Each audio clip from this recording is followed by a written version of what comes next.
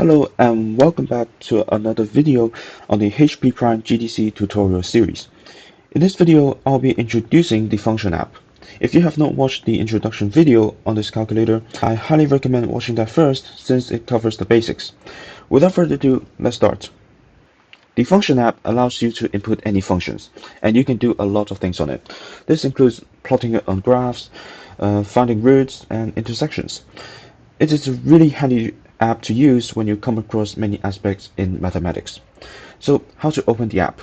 So as mentioned in the previous video, we press apps here and then we open one of the apps. So since this video we want to use the function app, so we open function. Once you open the app, you'll be placed in the symbolic view. This is where you input or remove any functions. So for example, I put a quadratic function y equals x squared. So we will select one of the box here. So let's use F1 here, and then we put x squared. So x here, and then we input square. And you can press OK or Enter to input your function. If you want to remove it, select the function that you want to remove, and you press the delete button over here. Here is a useful tool. If I have multiple functions, let's say right now I have a quadratic and a linear function over here, and I just want to use the quadratic, so I can just disable the linear function by unticking it. This is very useful in an exam situation since you may have multiple functions from multiple questions in the same exam paper. Then you can just enable the one that it will be used in that specific question.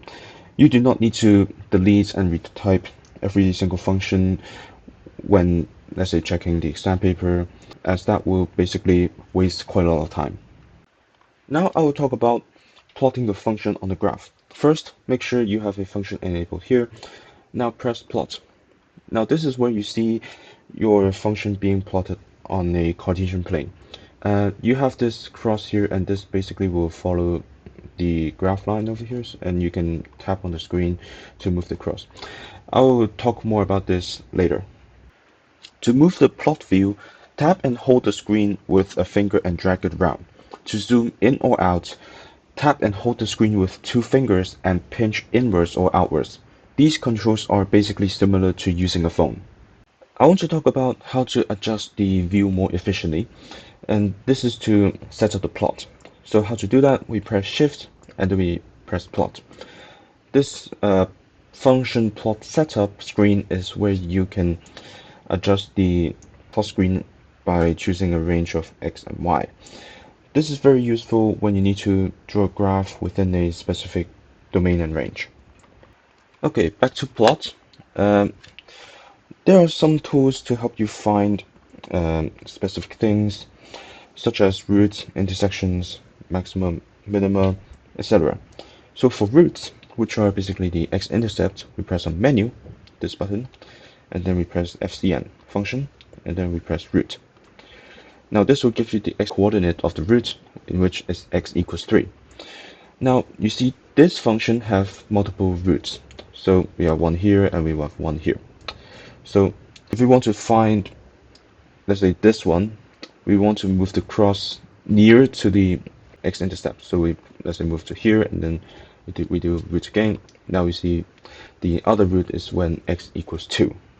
Next is intersection, which is where two graphs intersect.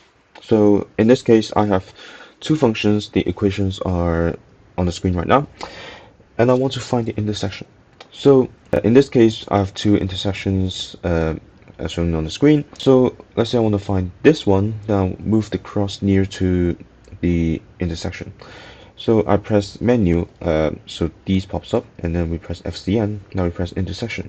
Now we press the first option, which is the intersection of the first function and the second function. So we press that, and we get the first intersection coordinates, and then we press OK.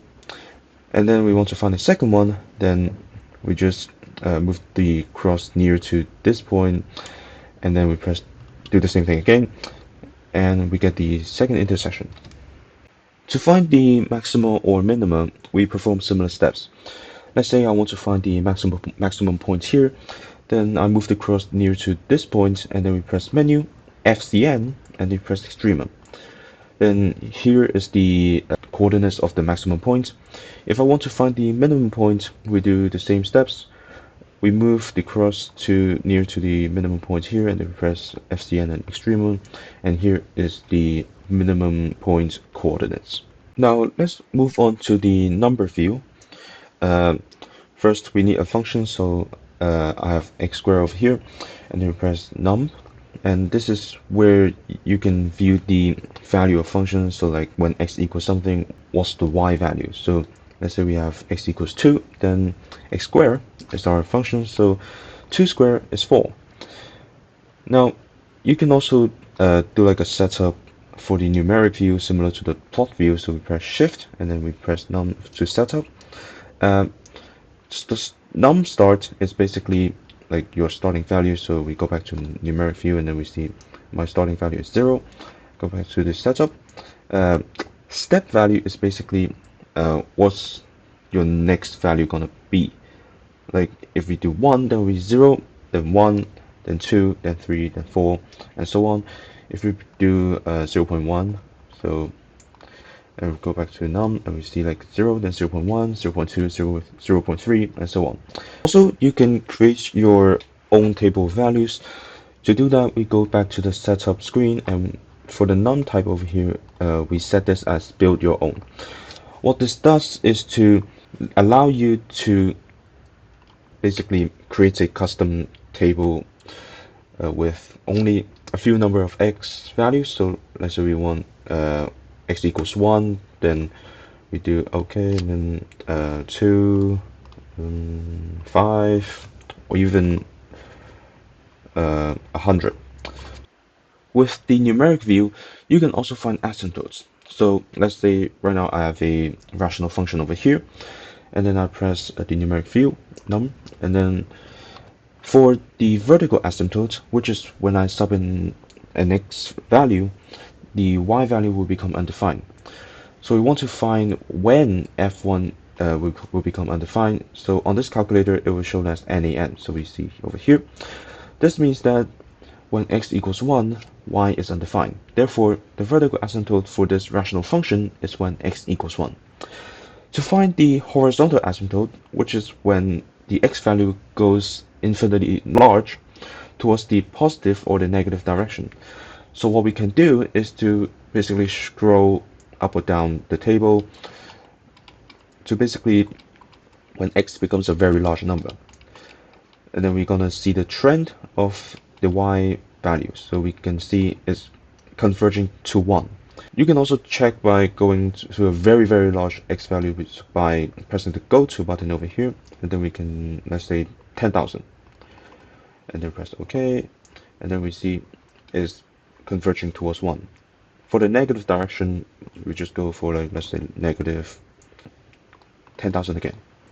And then we can see it's basically converging to 1. Therefore, the horizontal asymptote for this rational function is when y equals 1. And that's all for today's video. If you have any feedback, please feel free to comment in the comment section below. Thanks for watching. I'll see you in the next video.